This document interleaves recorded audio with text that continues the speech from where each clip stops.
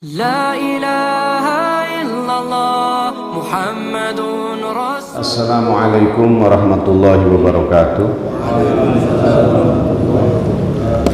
Alhamdulillahilladzi hadana lihadza wa ma kunna linahtadiya laula an hadana Allah. Asyhadu an la ilaha illallah wahdahu la syarikalah wa asyhadu anna Muhammadan abduhu wa rasuluhu la nabiyya ba'dah. Amma ba'du. Bapak-bapak jamaah sholat subuh Masjid At-Taubah yang mudah-mudahan senantiasa dirahmati oleh Allah, puji syukur kita panjatkan kehadirat Allah. Alhamdulillah pada subuh hari ini kita masih dapat sama-sama melaksanakan beragam aktivitas termasuk sholat subuh berjamaah dan dilanjutkan dengan ta'lim. Semoga Allah meridhoi amalan-amalan kita, amin Allahumma. Salawat serta salam semoga Allah senantiasa limpahkan kepada Nabi kita Muhammad sallallahu alaihi wasallam, juga kepada keluarganya, sahabatnya, dan mudah-mudahan salawat itu pun terlimpah kepada semua kita yang hadir dalam majelis yang mulia ini. Jadi pada pagi hari ini kita melanjutkan kajian Ihya Ulumuddin, karya Imam Al-Ghazali di jilid 2 ini. Di bagian 2 kita membahas tentang kitab Adabun Nikah. Jadi kitab tentang pernikahan. Pernikahan ini adalah merupakan salah satu instrumen ya untuk terwujudnya maqasidus syariah, yaitu hifdzun nasl. Jadi tujuan syariat Allah diturunkan itu kan ada hifdzuddin, untuk menjaga agama, maka dibuatlah aturan-aturan agar agama terjaga. Kemudian hifdzul akal, menjaga akal ya. Sehingga kemudian Islam melarang misalnya kita mengkonsumsi hal-hal yang merusak akal kita, apakah itu khamr, apakah itu pornografi dan lain sebagainya. Kemudian ada hifzul mal, menjaga harta. Jadi syariah kita, agama Islam ini tidak hanya akhirat oriented, Pak ya. Tidak hanya melulu membicarakan akhirat gitu. Maka oleh karena itu, karena manusia ini adalah makhluk ragawi yang membutuhkan yang sifatnya materi, maka kemudian di dalam Islam juga ada namanya hifzul mal, menjaga harta, sehingga orang bisa dijamin hartanya itu tidak bisa diambil sembarangan oleh orang lain, walaupun mungkin badannya kecil, walaupun fisiknya lemah, tapi agama menjaga, mengatur bagaimana harta terdistribusi secara halal dan thayyiban, dan bagaimana harta harus dijaga sehingga seseorang, sekelompok orang, atau bahkan negara tidak bisa mengambil sewenang-wenang hak orang lain walaupun ia tidak memiliki kemampuan secara fisik, tidak memiliki kekuasaan. Maka agama hadir mengatur itu semua. Maka terjadilah misalnya ada jual beli, ya kan, sewa menyewa, pinjam meminjam, dan seterusnya, yang semuanya itu memiliki konsekuensi-konsekuensi dalam kehidupan sehari-hari. Kemudian ada hifzun nasl, nah ini menjaga keturunan. Ini hifzun nasl ini adalah merupakan salah satu ya Bapak sekalian, salah satu instrumen supaya kehidupan ini terjaga dan supaya kehidupan antara satu manusia dengan manusia yang lain itu tidak saling tidak saling berebut. Maka ada aturan pernikahan gitu ya. Jadi di mana seseorang yang sudah dinikahi oleh orang lain maka tidak berhak dinikahi oleh orang yang lainnya lagi. Jangankan dinikahi, di khitbah saja sudah di khitbah, maka tidak boleh di khitbah oleh orang lain ya. Dan hifzun nafas ya, bahwa kehadiran agama itu adalah untuk menjaga jiwa. Maka oleh karena itu tidak boleh ada darah yang tumpah dengan sewenang-wenang. Sehingga dalam Islam misalnya diajarkan orang yang membunuh satu jiwa maka seakan-akan ia telah membunuh seluruh manusia. Sehingga kita tidak boleh menumpahkan darah setetes pun dari siapapun atas nama apapun kecuali atas nama yang telah diatur dalam agama. Misalnya apa? Hukuman mati. Itu kan berarti setelah divonis oleh hakim. Artinya orang tidak boleh menumpahkan darah dengan sembarangan, walaupun mungkin orang itu lemah, orang itu tidak punya kekuatan. Dan yang terakhir adalah hifzul bi'ah. Ini ada ulama yang menambahkan. Jadi pada umumnya seperti yang dirumuskan oleh ulama-ulama terdahulu seperti Asy-Syatibi, maqasidus syariah itu 5, tapi kemudian ada yang menambahkan hifzul bi'ah, yakni menjaga lingkungan. Jadi Islam itu sangat concern dengan lingkungan, sehingga Allah menyatakan zaharul fasadu fil barri wal bahri bima kasabat aydin nas, bahwa telah tampak kerusakan di muka bumi ini karena adanya ulah manusia gitu. Jadi bumi dengan segala keindahannya telah diciptakan oleh Allah, tapi manusialah yang merusak. Maka oleh karena itu terjadi kerusakan-kerusakan seperti membuang sampah sembarangan ya, dan seterusnya. Kemudian di bab pertama di sini dijelaskan fit targhib fin nikah wa targhibu anhu. Jadi dorongan untuk menikah dan larangan menikah gitu. Atau tidak untuk anjuran tidak untuk menikah. Nah, jadi kata Imam Al-Ghazali, i'lam annal ulama'a qad ikhtalafu. Ketahuilah bahwa para ulama itu memang telah berselisih gitu, fi fadlin nikah, tentang keutamaan menikah.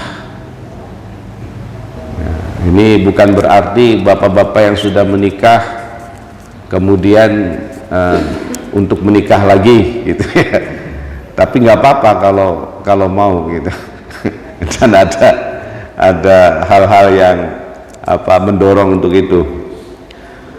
Fabalagha ba'dhum fi hatta zama annahu afdalu minat takhalli, sehingga orang yang atau ulama yang menyatakan bahwa menikah itu utama, sampai-sampai kemudian sebagian mereka menyatakan bahwa menikah itu afdalu minat takhalli.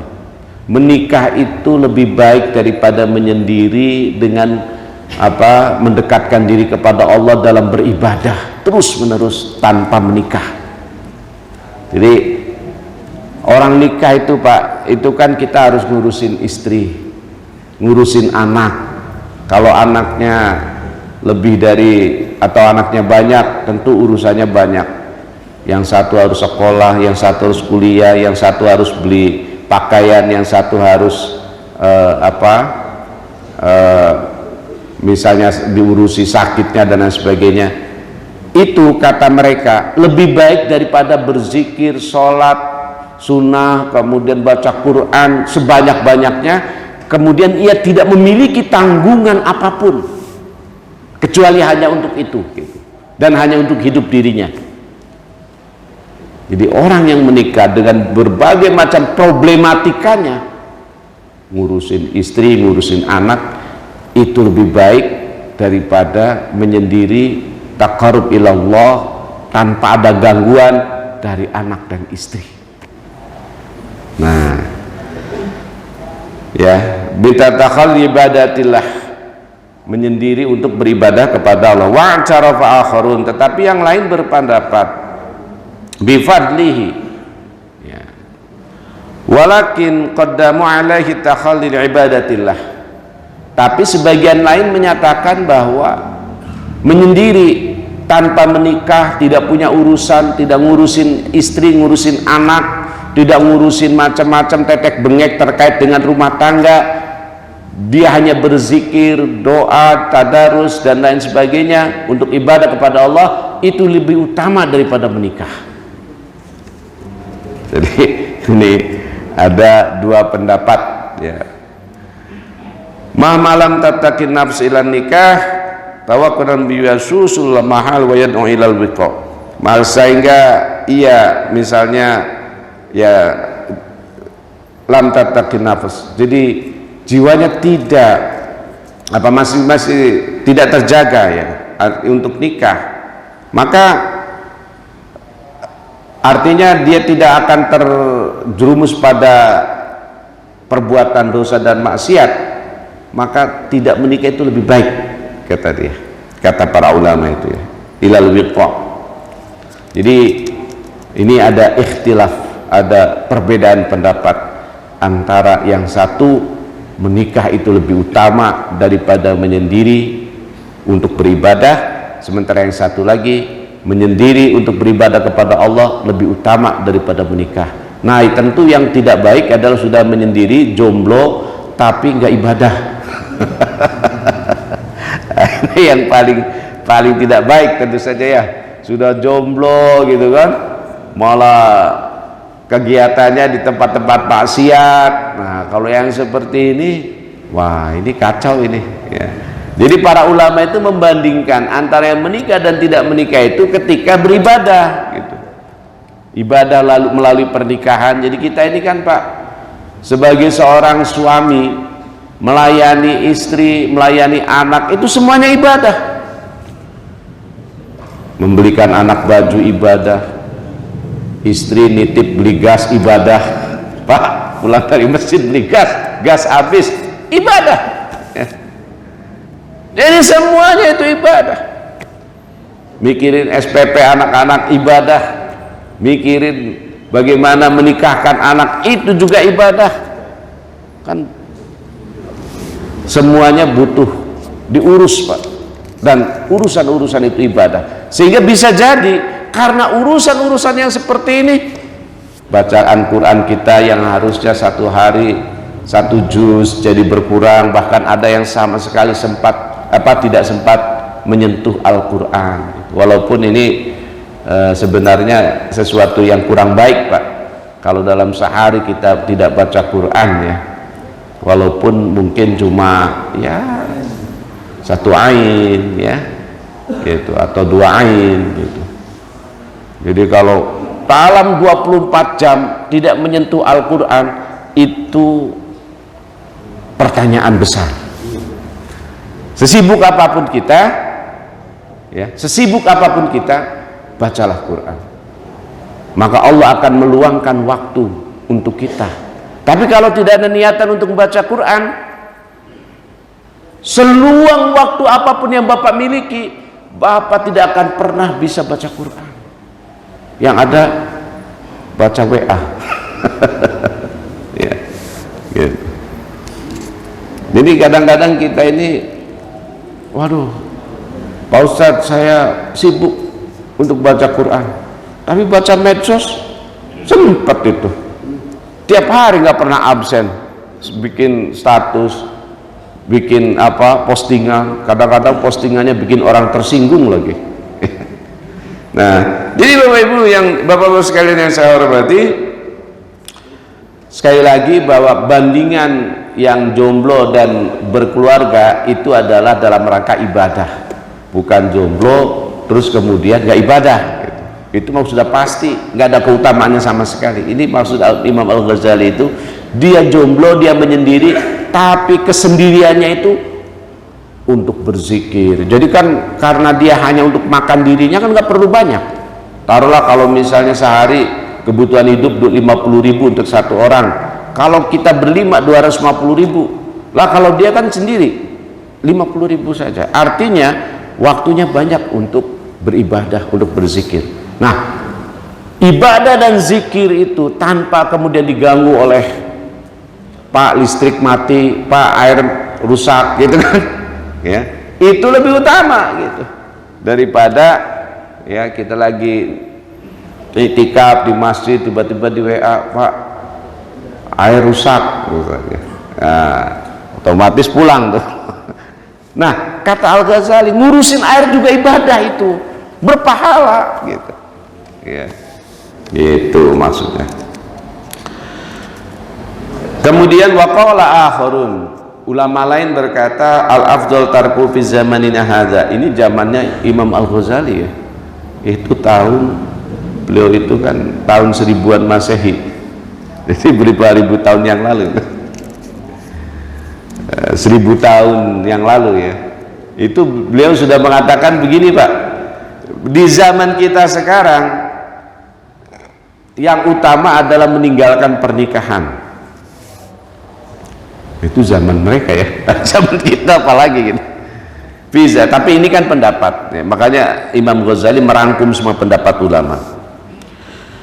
Wa qad kana lahu fadilatun min qabl, dulu memang iya ada keutamaannya ya. Islam takunul iksab al mahzura wa akhlaqun nisa madhmuma. Hari ini kata dia ya, kata ulama yang mengatakan bahwa di zaman sekarang ini sebaiknya tidak menikah. Kenapa? Karena sulitnya pekerjaan dan juga tercelanya akhlak perempuan. Jadi rata-rata akhlak perempuan tercela, sehingga kalau menikah maka dapat dipastikan kata mereka bahwa agama kita ini akan terganggu. Kenapa? Karena tadi kita dipaksa untuk melakukan berbagai macam hal yang bertentangan dengan agama. Nah, sekarang kita masuk pada dalil-dalil yang menyatakan bahwa at-targhib bin nikah, yakni dorongan untuk menikah. Ya, misalnya ayat di Quran surat An-Nur ayat 32, Allah menyatakan wa ankihul ayyama minkum, dan nikahilah orang-orang yang sendiri, janda-janda di antara kamu. Wa hadza amrun, dan ini adalah perintah. Jadi ada alasannya Pak Edi itu. Kalau ada janda di sebelah tidak menikah terus bapak menikah, alasannya surat An-Nur. Ini perintah kata Al-Ghazali. Haza amrun ya, wa ankihul ayyama minkum. Nikahilah orang-orang yang sendiri, artinya janda-janda di antara kamu. Suruh dinikahi, Pak. Jangan ada sampai janda yang tidak punya suami. Persoalannya di zaman sekarang kita ya memang perbedaan-perbedaan ini, Pak, kultur ya. Perbedaan-perbedaan kultur, saya kira ini juga penting kita pahami ya. Di samping juga tentu ada landasan teologis gitu. Landasan teologisnya misalnya dalam An-Nisa ayat 129 kalau tidak salah ya, itu kan ada juga firman Allah yang menyatakan bahwa kamu tidak bisa adil gitu. Walau harastum, walaupun kamu sangat ingin berbuat adil gitu. Nah itu sehingga ada gerakan-gerakan ya. Jadi beberapa literatur itu sampai ada yang menyatakan, Pak, poligami itu haram gitu ya, walaupun ini tentu banyak yang menentang karena syariatnya kan kita boleh berpoligami. Tapi memang kalau secara sosiologis kalau kita lihat itu zaman dulu laki-laki itu jarang yang punya istrinya satu, zaman dulu. Bahkan di negara kita saja, Pak, di Indonesia ini, saya masih ingat betul itu tahun-tahun 80-an misalnya ya, itu Biasa orang poligami itu. Orang kaya istrinya lebih dari satu itu biasa. Jadi bukan sesuatu yang aib. Ya, tapi kemudian belakangan, nah ini ada pergeseran. Ya ini kultur gitu ya. Ada pergeseran kalau orang menikah lagi itu dilabeli sebagai sesuatu yang buruk lah gitu ya. Nah ini kultur gitu. Kalau secara dalil teologis dua-duanya ada dalilnya, sama seperti tadi antara menikah dan jomblo itu nanti ada dalilnya dua-duanya gitu ya. Walaupun nanti kita bisa lihat dalil mana yang lebih kuat. Tapi poinnya Bapak sekalian, laki-laki dan perempuan itu dua-duanya diberikan hasrat biologis.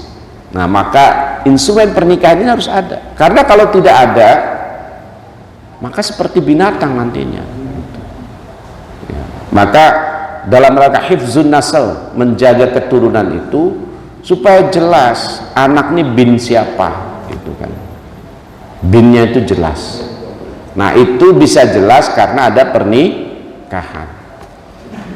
Nah terus sekalian, ada juga di kita ini orang menikah lagi tapi menikahnya diam-diam gitu. Nah kalau menikah itu diam-diam, ini juga bahaya juga sebenarnya Pak, karena tidak sesuai syariat ya. Syariatnya bagaimana? Syariatnya kata Rasul, aulim walau bisyatin, rayakan pernikahanmu itu walaupun hanya dengan 1 ekor domba. Jadi kalau ada orang nikah siri itu sebenarnya tidak sesuai syariat, walaupun mungkin rukun nikahnya terpenuhi gitu. Tapi kan ada syariat lain selain rukun pernikahan. Kata Rasul, rayakan, paling tidak kalaupun tidak merayakan, maksudnya perayaan itu bukan seperti pesta pernikahan kayak sekarang Pak. Kata Rasul kan walaupun hanya dengan seekor domba, artinya mungkin ngundang tetangga ya kan, ngundang saudara, bahwa kita sudah menikah gitu. Nah, ini kan ya kadang-kadang kalau sudah nikah kedua ketiga, bila perlu tembok juga jangan sampai tahu kalau dia sudah menikah. Nah ini kalau yang begini sebenarnya tidak syar'i gitu ya. Jadi Bapak sekalian tentu menerapkan syariat harus sesuai dengan syariat, intinya seperti itu. Fala ta'duluhunna ayankina azwajahunna, maka janganlah kamu menghalangi untuk mantan suami menikahi istri-istri yang sudah diceraikan. Ini juga menunjukkan bahwa menikah kembali ya sepanjang itu belum belum talak 3 ya, belum talak bain kubro gitu. Karena kalau sudah talak bain kubro itu kan boleh menikah lagi, tapi harus sudah menikah dulu dengan orang lain gitu. Karena kalau sudah talak bain kubro itu kan memang dia sudah diberi kesempatan sampai 3 kali, ternyata 3 kali masih juga bercerai gitu. Nah kemudian Rasul juga menyifati para Allah wa qala ta'ala fi wasfi rusuli wa madahum, dan Allah Ta'ala mensifati para Rasul dan memuji mereka dengan apa? Dengan walaqad arsalna rusulan min qablika, dan telah kami utus para Rasul sebelum engkau Muhammad, wa ja'alna lahum, dan kami jadikan untuk mereka azwajan, pasangan-pasangan, wa zurriyatan, dan keturunan. Jadi hampir semua para Rasul itu menikah, hampir semuanya gitu kan. Nah jadi oleh karena itu maka kalau tidak menikah ini tidak sesuai dengan tradisi para Rasul, padahal para Rasul itu semuanya adalah menikah. Kemudian wa amal akhbar ya, adapun hadis faqalu sallallahu alaihi wasallam an nikah sunnati, nikah itu merupakan sunnahku, faman raghiba an sunnati faqad raghiba anni, barang siapa yang membenci sunnahku maka ia telah membenciku. Nah, ini status hadisnya.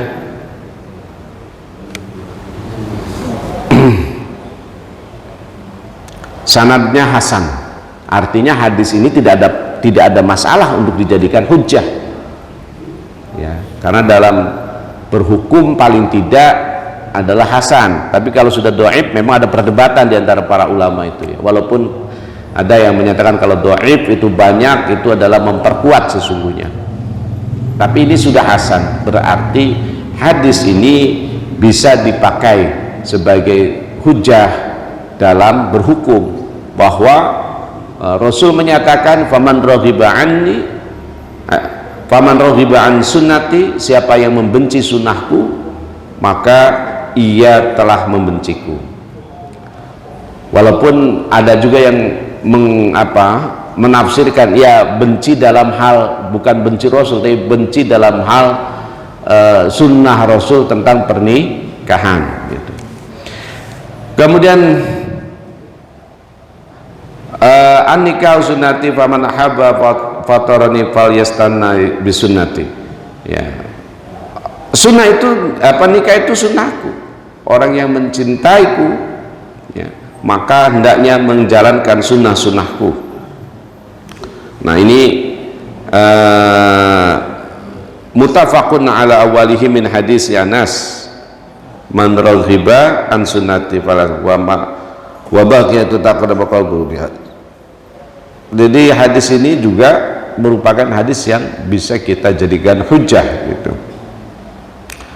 Bahkan Rasul pernah menyatakan tanakahu, menikahlah kalian, kata Rasul, taksuru, maka kalian akan menjadi banyak, fa inni ubahi, maka sungguhnya aku bangga bikum, dengan keberadaan kalian, bikumul umam ya, dalam keadaan kalian yang banyak diantara umat-umat itu, yaumal qiyamati, pada hari kiamat, hatta bisikti, walaupun yang keguguran. Jadi yang keguguran juga dihitung juga itu ya, walaupun yang keguguran, kata Rasul. Nah, ini status hadisnya hadis nomor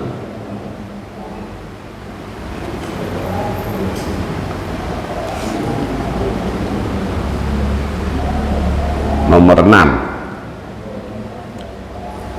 Hadis ini akhraj Abu Bakar fi tafsir min hadis Ibnu Umar hatta bil qisd wa isnadu dhaif. Ya, memang sanadnya dhaif nih Pak ya, kalau untuk hadis yang ini gitu.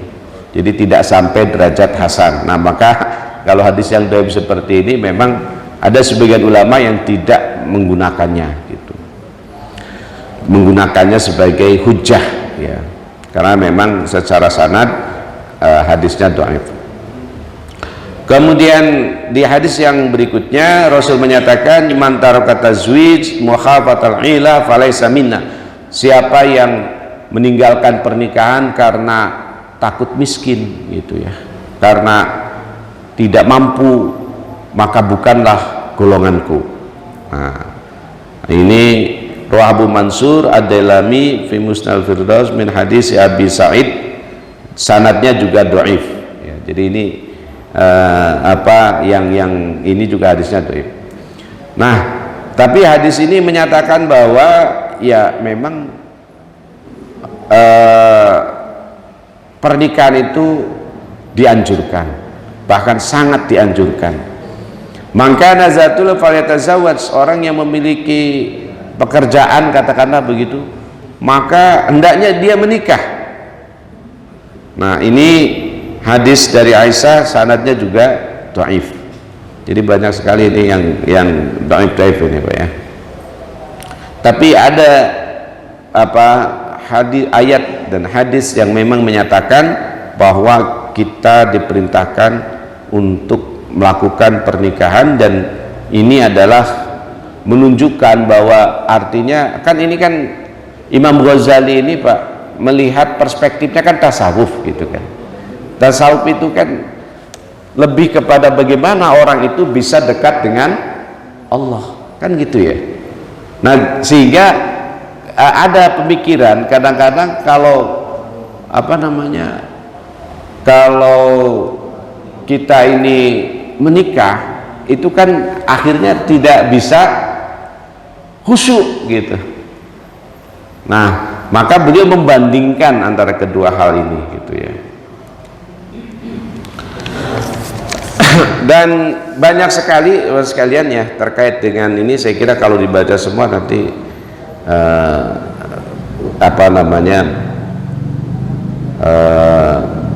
habis waktu kita ya. Nah, ada asar misalnya dari Umar radhiyallahu anhu, la yamnu minan nikah illa azzal aw fajur. Tidak boleh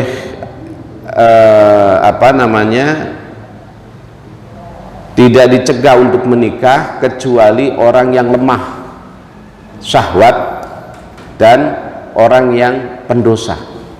Jadi sebenarnya untuk menikah itu kalau menurut Umar itu harusnya kita memiliki kebersihan diri terlebih dahulu gitu ya. Pendosa itu tidak boleh menikah, begitupun orang yang lemah, karena orang yang lemah menikah itu kan hanya membuat susah dirinya dan susah pasangannya gitu.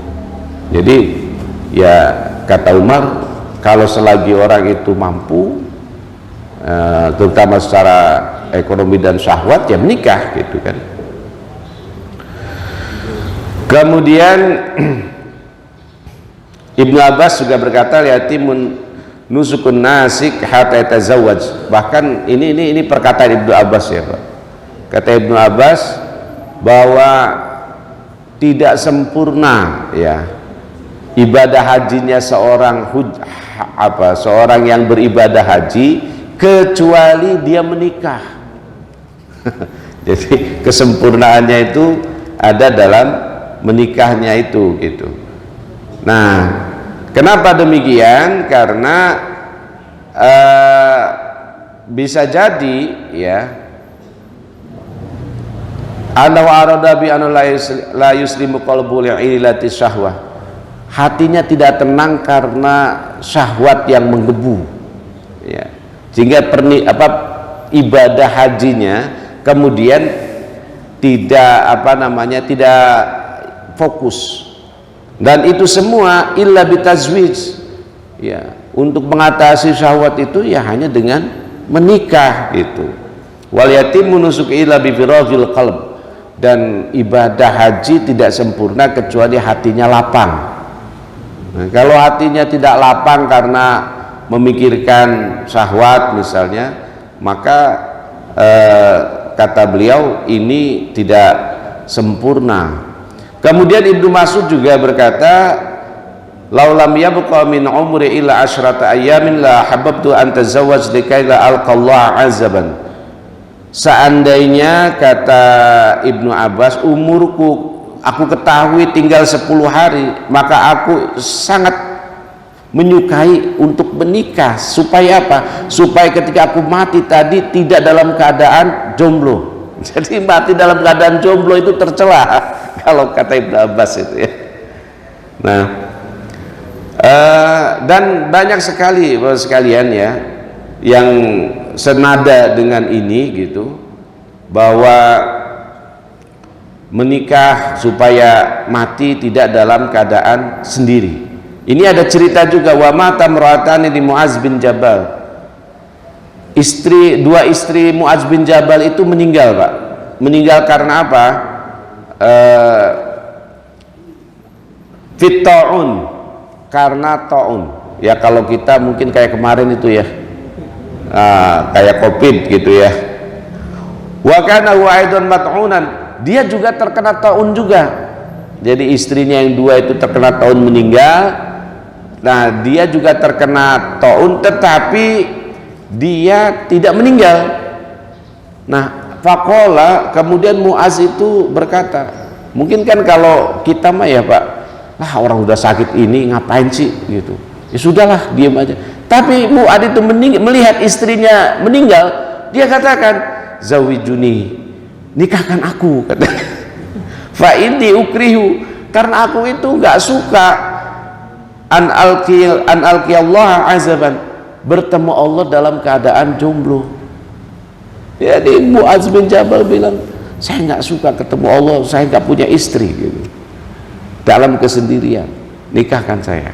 Jadi kalau ada orang yang kemudian sudah tua menikah gitu ya, ya mungkin alasannya itu Pak, dia ingin supaya ketemu Allah itu tidak dalam keadaan sendiri, walaupun nanti ada juga diskusinya itu tentang pertimbangan-pertimbangan sosiologis tadi ya. Karena kalau secara sosial orang kadang kemudian berkata, ah nggak tahu diri katanya, gitu kan gitu ya.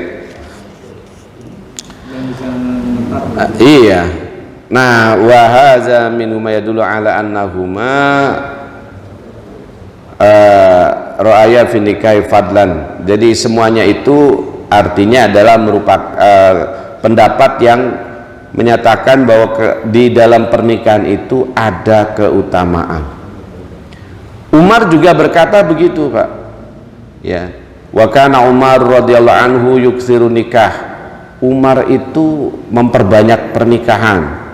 Wa yaqulu ma atazawwaju illa li ajlil walad, dan aku tidak menikah motivasiku kecuali hanyalah untuk anak gitu. Ya, tapi saya memang belum menelusuri berapa sih istrinya Umar gitu ya. Nah, jadi banyak sekali ya asar ataupun pendapat-pendapat para sahabat terkait dengan keutamaan menikah gitu.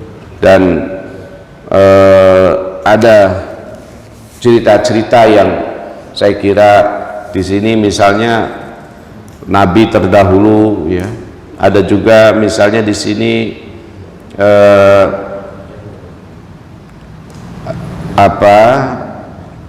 sahabat yang kemudian hanya berkhidmat ya kepada Rasulullah untuk tidak menikah, tapi Rasul bertanya terus, kamu tidak menikah?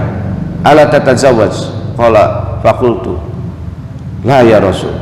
Kenapa kamu tidak menikah? Kata dia, saya tidak punya uang. Terus Rasul nanya lagi, kamu tidak menikah? Iya ya Rasul, saya tidak. Tapi dia berkata, ini Rasul sudah bertanya 2 kali gitu. Kalau beliau bertanya yang ketiga, maka saya akan menikah. Ternyata yang ketiga nanya juga Rasul, kamu belum nikah juga? Belum ya Rasul. Kenapa? Kamu gak punya, saya nggak punya uang. Sudah, kamu datangi suku kaum ini, kemudian bilang kamu menikah dengan kamu disuruh menikah oleh Rasul dengan suku itu atau dengan anak salah satu suku itu. Kemudian dia katakan, dengan apa ya Rasul saya menikah, saya nggak punya uang. Kata Rasul, akhirnya dikumpulkan sahabatnya ya, faqala li asbi ijma'u li akhikum, ayo kumpulkan untuk saudaramu ini yang mau menikah gitu kan, min zahabin, dari emas. Fajama'u, maka kemudian para sahabat itu mengumpulkan saweran lah kalau sekarang ya, untuk menikahkan orang itu, dan akhirnya dia menikah. Nah ini orang yang sudah sebenarnya punya keinginan untuk berkhidmat hanya untuk kepada Rasulullah, tetapi kemudian karena Rasul menyuruhnya menikah sampai 3 kali, akhirnya dia menikah juga. Nah kemudian yang tadi kan yang mendorong, menyuruh, terus yang melarang pernikahan dalilnya mana? Nah ini dalilnya di Al-Quran nggak ada. Jadi sebenarnya lebih utama menikah ternyata, karena kalau yang menikah tadi kan dalil-dalil Al-Qurannya banyak, sedangkan yang mendorong untuk tidak menikah itu dalilnya misalnya dari hadis. Nah hadisnya pun sebentar, ini nomor 2, khairun nas ba'dal maitain, itu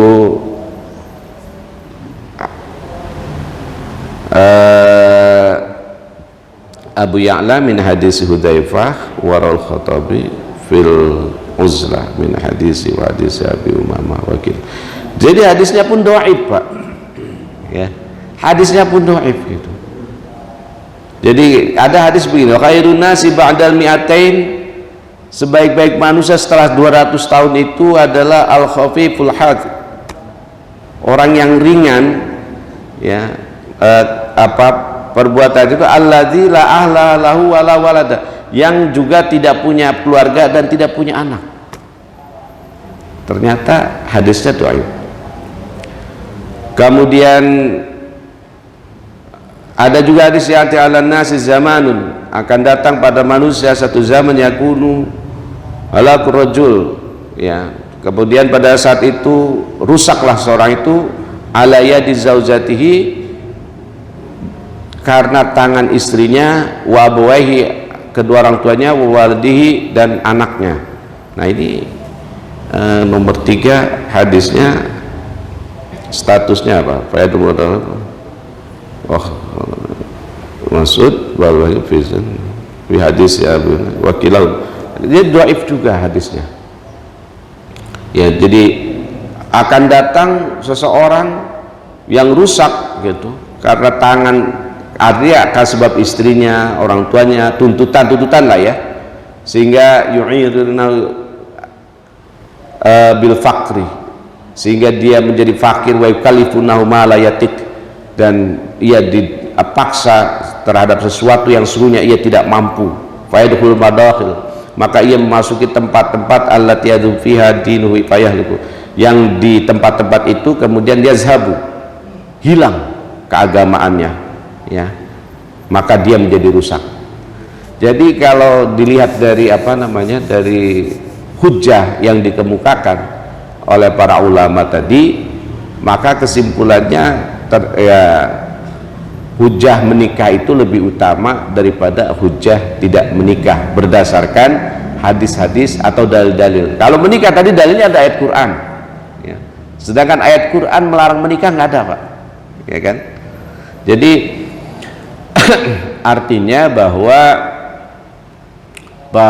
menikah dengan segala konsekuensinya, ya, tadi kita harus ngurusin anak, ngurusin istri, bahkan ngurusin mertua, ya kan, yang orang itu sesungguhnya awalnya bukan tanggungan kita, tapi karena kita menikah maka menjadi tanggungan kita gitu, sehingga ibadah kita itu mungkin jadi ya sedikit lah gitu ya. Kalau sendiri dia punya rezeki tadi kan, ya ibadahnya banyak, tapi karena dia punya anak, punya istri, sehingga harus bekerja keras, maka kemudian ia tidak banyak ibadah, ya, itu tetap lebih utama dibandingkan sendiri tapi kemudian tidak sendiri walaupun banyak ibadah tapi tidak menikah gitu. Saya kira ini ya sekalian sebagai ya wacana-wacana ataupun pencerahan-pencerahan dari Imam Al-Ghazali tentang pernikahan. Jadi oleh karena itu ya menikah lebih utama. Bapak sekalian, ini mudah-mudahan tidak banyak yang bertanya ya atau yang menanggapi. Iya, boleh beberapa sajalah. Saya mau ada acara hari ini. Ayo.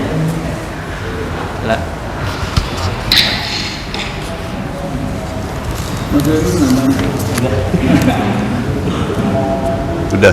Pak Haji, Assalamualaikum warahmatullahi wabarakatuh. Langsung aja. Alhamdulillah, ini babnya bab Masya Allah nih, dahsyat nih, Pak. Yang saya tanyakan tentang rukun nikah, Pak.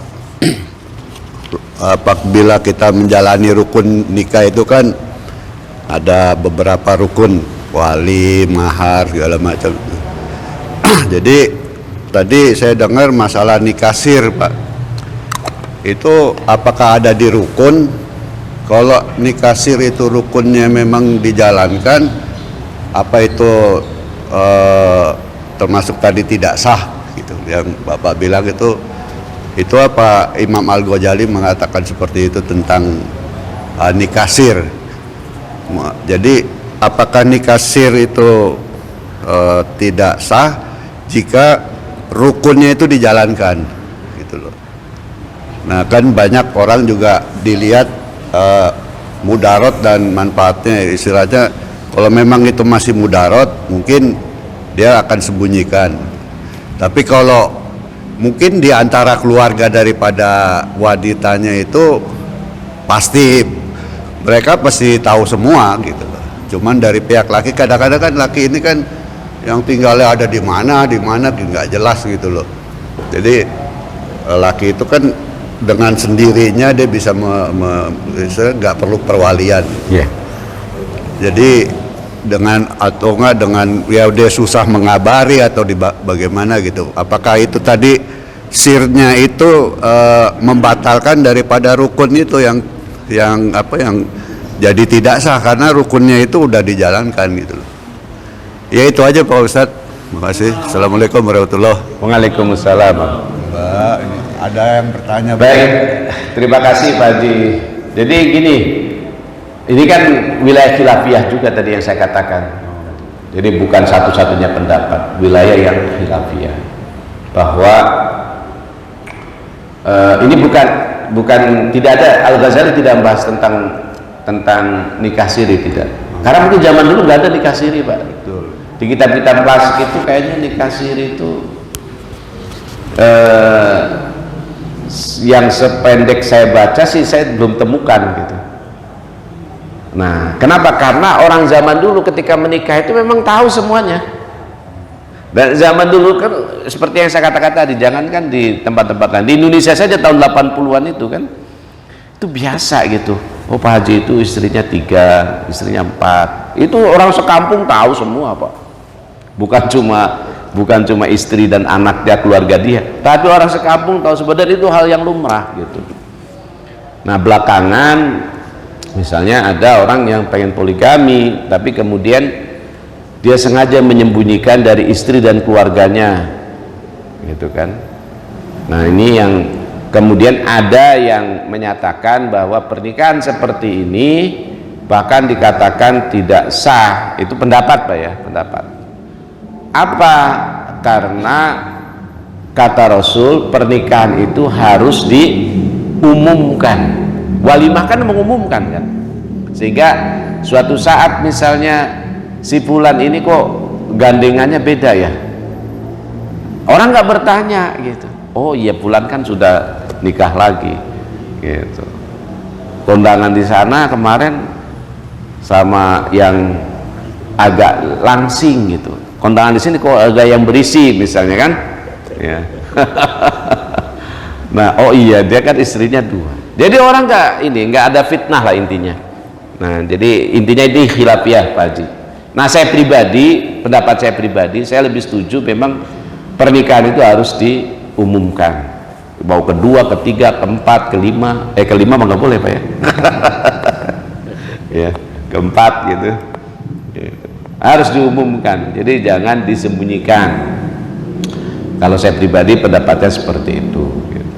Ya, bapak-bapak kan boleh berbeda pendapat dengan saya. Oke? Iya.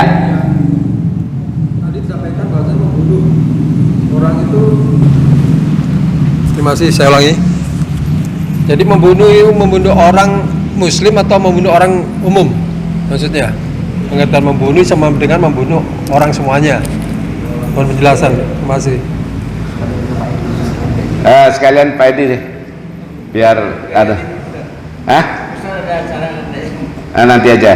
Baik. Wah, ini kalau orang yang bijaksana ini begini memang. Jadi Pak, ayatnya kan man qatalan nasa, barang siapa membunuh manusia. Jadi di situ tidak dijelaskan muslim dan non muslim, sama saja manusia. Fakaan nama qatalan nasa jami'ah, maka ia seakan-akan membunuh seluruh manusia gitu. Jadi yang muslim maupun yang non muslim itu dalam pandangan Al-Quran memiliki hak hidup yang sama ya. Tidak berarti kemudian kalau yang non muslim itu kemudian kita harus disingkirkan, dibunuh, tidak. Pada masa Rasul, masa para sahabat, tidak dilakukan peperangan itu kecuali bukan dalam konteksnya untuk menghapuskan orang non muslim misalnya, ya gitu. Jadi intinya Islam menjamin seluruh darah itu tidak boleh tertumpah kecuali sebab-sebab yang dibenarkan, ya. Misalnya ya dalam peperangan, masa kalau dalam peperangan kita nggak boleh membunuh, ya kita yang dibunuh dong. Lagi perang ya kita memang harus saling bunuh gitu, ya. Nah makanya dalam Quran surat At-Taubah ya, itu nggak ada bacaan basmalah karena ayat itu banyak terkait tentang perang gitu. Ya dalam perang itu ya memang ya kita menjaga tadi hifdzun nafas ya, menjaga jiwa itu artinya ya kita ketika melawan sampai kemudian kita terbunuh itu tidak masalah misalnya, atau kita membunuh misalnya ya itu nggak masalah gitu, karena kita menjaga jiwa. Misalnya bapak dirampok, kemudian di situ ada hifdzul mal, ada hifdzun nafas kan, berarti ada menjaga harta, menjaga jiwa. Nah maka ya ketika bapak melawan, kalau mau melawan ya, tapi kadang orang kalau sudah ini kan lah harta bisa dicari, udah biarin aja gitu kan. Tapi kalau mau melawan itu sesungguhnya itu adalah mulia gitu, karena dalam rangka menjaga harta dan menjaga jiwa. Saya kira itu Pak ya. Baik, terima kasih Bapak sekalian, mudah-mudahan ada manfaatnya. Mohon maaf kalau ada kekeliruan dan kesalahan. Nasrul minallah fatsun qarib. Wassalamualaikum warahmatullahi wabarakatuh.